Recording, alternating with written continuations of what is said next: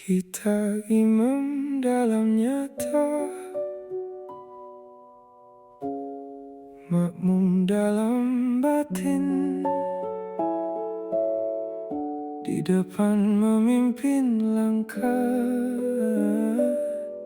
di dalam masih mencari yakin.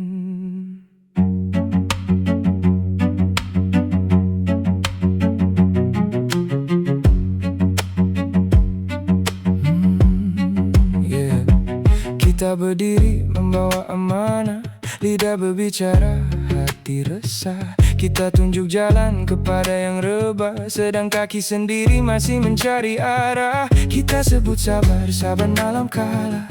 Kata reda tapi jiwa belum pasrah. Zahir tersusun, batin berselera. Wajah tenang, hati masih retak.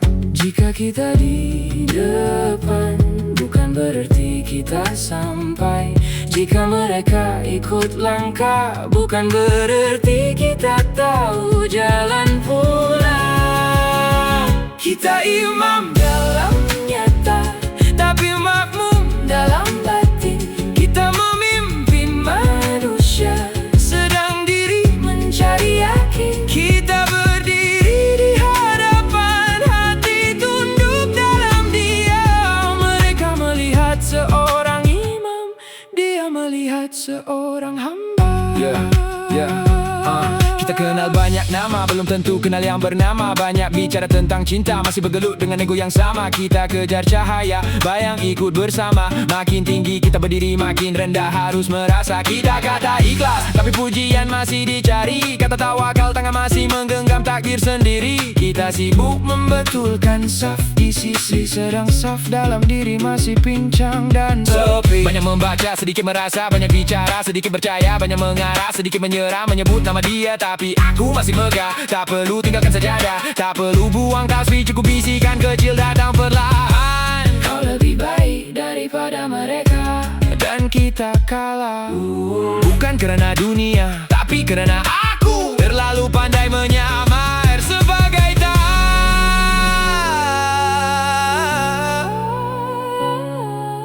kalau kita membaca ayat, biar ayat membaca kita. Kalau kita menyebut namanya, biar namanya menghapus kita. Kerana di hadapan manusia ada imam, ada makmum, tapi di hadapannya tiada siapa, hanya hamba.